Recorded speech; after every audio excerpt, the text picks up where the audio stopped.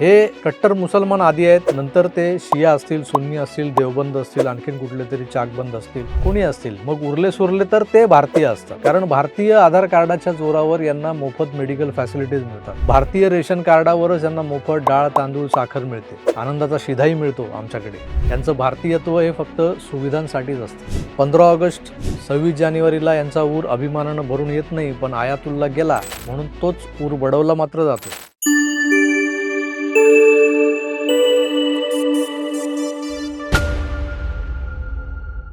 नमस्कार मित्र, तुम्हाला ना मी आज ऊर बडव्यांची स्टोरी सांगणार आहे. आता हे ऊर बडवे कोण? राजकारणातले ऊर बडवे की अजून कुठले? सध्या जे काही चाललंय ना, म्हणजे इराणचं, इस्रायलचं आणि अमेरिकेचं जे काही युद्ध सुरू आहे, दिसायला हे 3 देश आपल्या समोर दिसत आहेत, पण त्यात अनावधानानं अनेक देशांना त्यात ओढलं जात आहे. आणि मग त्याला जे काही स्वरूप आलं आहे आता, ते जवळपास 3ऱ्या महायुद्धाचं स्वरूप आहे. आणि हे जे काही चाललंय ते सगळं पाहता इराण आणि इस्रायलच्या त्या युद्धात अमेरिकेनं स्वतःच्या काही वेस्टेड इंटरेस्टसाठी इस्रायलला बळ देत प्रचंड क्षमतेचे जे काही मिसाईल हल्ले हे इराणवर केल्याचं आपण पाहिलंय. तुम्हाला ऑपरेशन सिंदूर आठवत असेल. ऑपरेशन सिंदूरच्या वेळेस भारतीय एअरफोर्सने ज्या पद्धतीनं प्रिसाईज हल्ले केले होते, त्या पद्धतीचे अगदी मोक्याच्या ठिकाणावर रेकी करून प्रिसिजन अटॅक्स अमेरिकेनं करवले आणि त्यात आयातुल्ला अली खामेनेई याचा मृत्यू झाला. अमेरिकन एअरफोर्सच्या प्रिसाईज टेक्नॉलॉजीनं इस्रायलच्या लेबलखाली झालेला हा हल्ला खरोखरच प्रचंड मोठ्या क्षमतेचा होता. कारण हा जो काही खोमेनी ज्या बंकरमध्ये राहायचा, लपायचा, त्याच्या खाली त्याचा राजवाडा होता.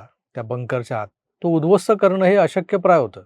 त्या बंकरची जाडी, त्याची आघात सहन करण्याची क्षमता, याबद्दल बऱ्याच आख्यायिका आपण ऐकलेल्या आहेत. आणि त्या सगळ्या गोष्टींचा सखोल टेक्निकल अभ्यास करूनच अमेरिकेनं हल्ला केला आणि त्या बंकरला भेदलं.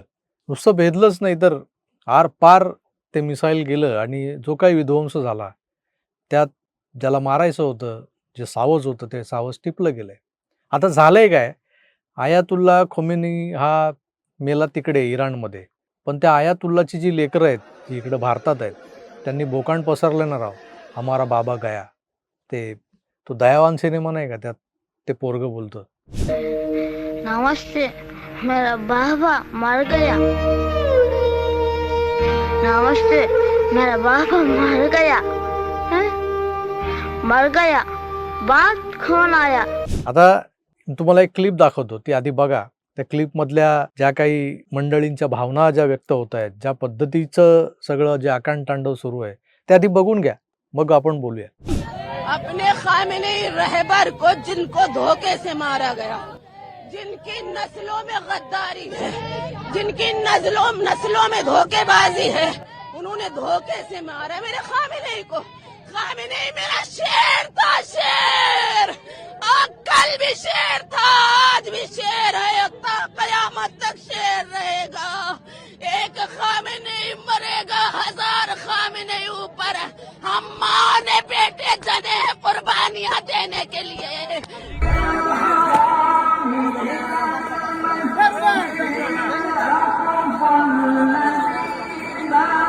ही क्लिप बघितल्यानंतर तुम्हाला फारसं काही वाटणार नाही, पण मित्र, तुम्हाला जरा वास्तवाचं भान करून द्यावं असं म्हणतोय मी. संपूर्ण आखातात जेवढी इस्लामिक राष्ट्र आहेत, त्या राष्ट्रांमधल्या लसणीच्या शेतात कितीसे लसूण लागतात? किती लागतात? अहो, असं इकडे तिकडे काय बघताय? मी तुम्हाला विचारतोय. हा जो भाग आहे, ज्याला आपण middle east, north African Islamic कंट्रीजचा भाग मानतो, जिथं जगभरातल्या एकूण मुस्लिम पॉप्युलेशनपैकी 60% मुस्लिम राहतात, त्यांची लोकसंख्या किती? नाही माहिती? ओके, व्हिडिओ 1 मिनिटासाठी पॉज करा आणि गुगल करा. उत्तर सापडेल तुम्हाला. 414 मिलियन, म्हणजे 41 करोड 40 लाखाच्या आसपास हे लोक आहेत त्या भागात. आणि भारतात राहणारे मुसलमान संख्येने किती आहेत? आता इथेही तुम्हाला आश्चर्य वाटेल. हा काय प्रश्न झाला? तिकडे इराणमध्ये खोमेनी मेला आणि हा बाबा इकडे भारतातल्या मुसलमानांची संख्या विचारतोय. पुन्हा गुगल करा. आकडा येतो अराउंड 249 मिलियन, म्हणजे 24 ते 25 करोड. हा आकडा फसवा आहे. आज भारतात किमान 50 करोड मुस्लिम राहतात. ज्यांची नोंद नाही ते वेगळेच, कागज नाही दिखेंगे वाले धरून. म्हणजे बघा, जगातलं 60% मुस्लिम पॉप्युलेशन हे ज्या मेना भागात म्हणजे मिडल ईस्ट, नॉर्थ आफ्रिकन भागात आहे असं म्हणतात. त्याच्यापेक्षा कांकणभर सरस मुस्लिम लोकसंख्या ही आमच्या भारतात आहे. आणि म्हणूनच तिकडे तो खोमेनी वारला तर इकडे ऊर बडव्यांचा महापूर रस्तोरस्ती ओसंडून वाहताना दिसतोय.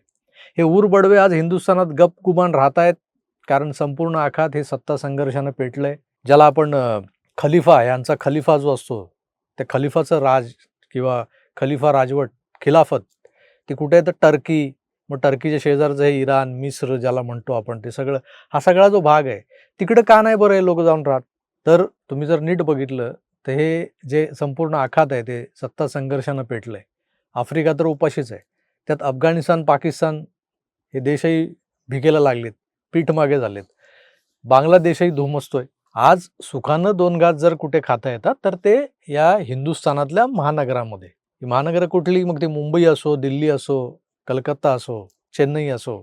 आता अगदी आमच्या ठाणे, नाशिक, पुणे इथं सुद्धा हे सगळी मंडळी आहेत. लसणाची शेती तिथेही वाढली आहे. पण हे खातायत इथलं आणि वाजवतायत तिथलं, हे आपल्या प्रशासनाच्या लक्षात येतंय का?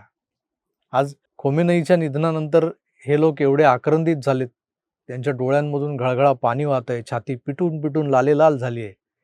तर उघडून नाही बघितली, पण झाली असेल.